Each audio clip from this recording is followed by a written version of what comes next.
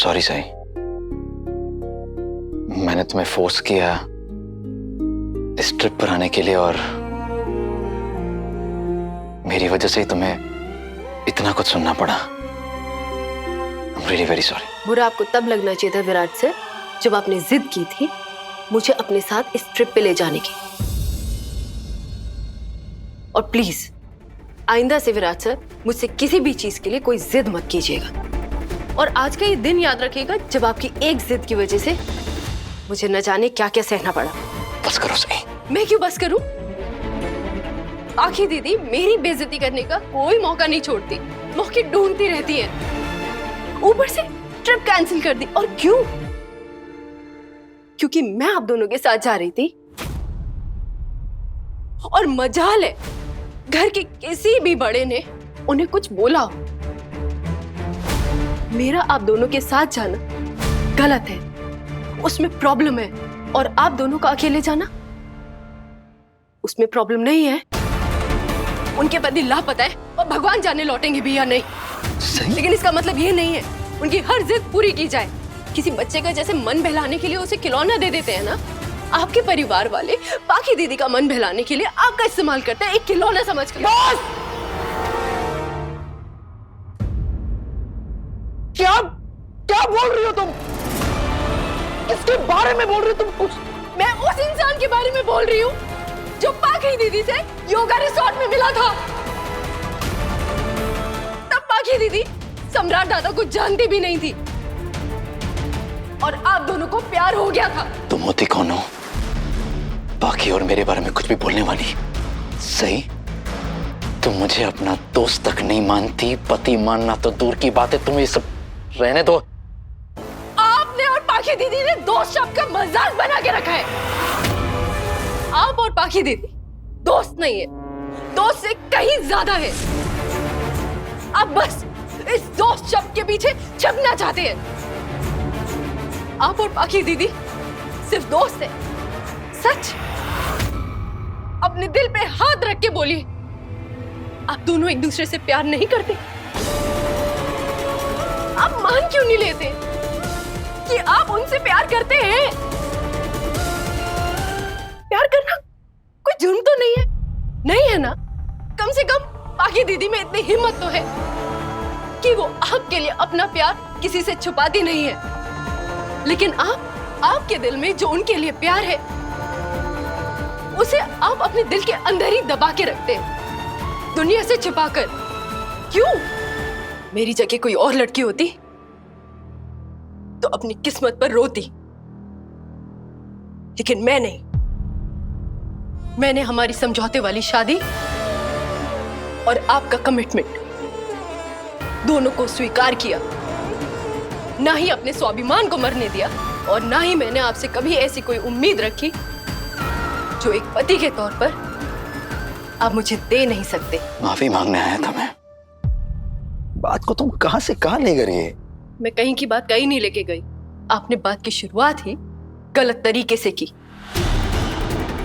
और मुझसे माफी मांगने से बेहतर होता कि आप पाखी दीदी के साथ लद्दाख चले जाते, मेरी परवाह किए बगैर। सलाह नहीं मांगी है तुम्हारी। अभी आप गुस्से में हैं, इसलिए आपको मेरी सलाह सही नहीं लग रही। लेकिन आपकी आज की हरकत वो गलत थी। तुम्हें लगता है तुम बहुत पढ़ी लिखी हो ना, बहुत समझदार हो। नहीं हो तुम सही, क्योंकि तुम्हें लोगों की समझ नहीं है। 2-2.5 किताब पढ़ने से वो काफी नहीं हो जाता। लोगों को भी पढ़ना आना चाहिए जो तुम्हें नहीं आता है, जो सिर्फ ये किताबों से नहीं मिलता है, जिंदगी के तजुर्बों से मिलता है। आपको किसने हक दिया मेरी पढ़ाई लिखाई समझदारी पे सवाल उठाने का?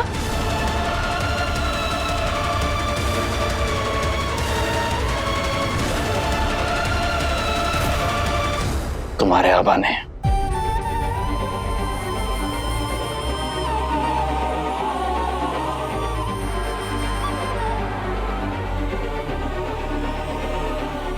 नहीं, आपको मेरे आबा ने यह हक नहीं दिया। मेरी जिम्मेदारी दी थी जो आपने चुपचाप ले ली बिना उन्हें बताए। आपने उनको क्यों नहीं बोला कि कमल सर, मैं ये जिम्मेदारी ले तो रहा हूं लेकिन निभा नहीं पाऊंगा, क्योंकि मैं तो पहले ही किसी को वादा कर चुका हूं। कह देते ना उन्हें, जैसे मुझे कह दिया था शादी के दिन। मैं किसी के पर्सनल मैटर में टांग नहीं अड़ाती और उम्मीद करूंगी कि मेरे पर्सनल मैटर में भी कोई टांग नहीं अड़ाए।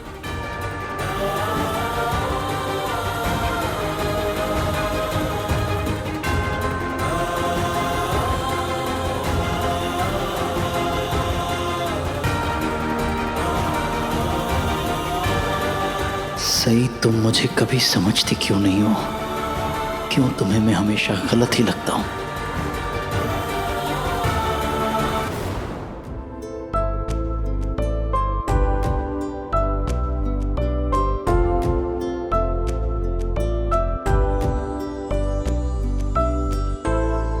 क्या देखना था और क्या देखा है, किस्मत में जाने मेरी क्या क्या लिखा है।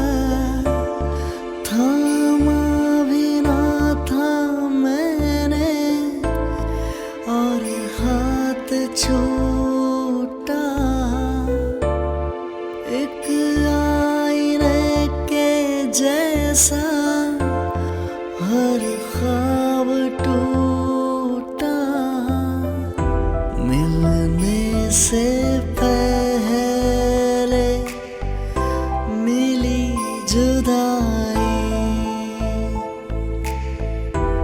अपने किस्से का क्यों है ये अंजाम। गुम है किसी के प्यार में दिल सुबह शाम, पर तुम्हें लिख नहीं पाऊं मैं उसका नाम। हाय राम, हाय राम।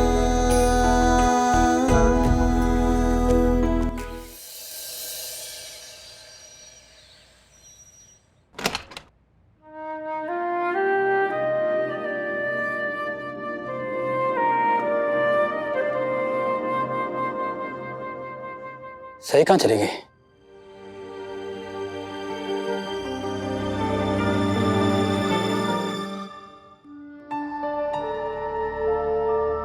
सही से बात कैसे करूं? क्या करूं?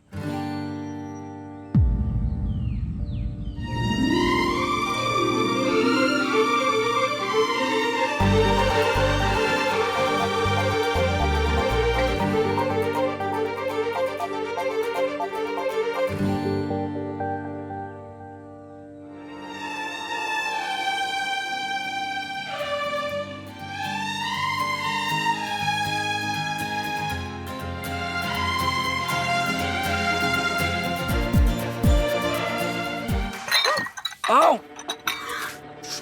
I'm so sorry, I'm so sorry.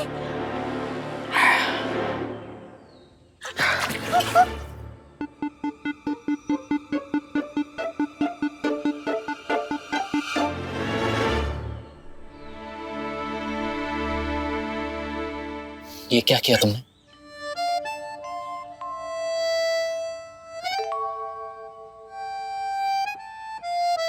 पानी डालने से जलन कम होती है।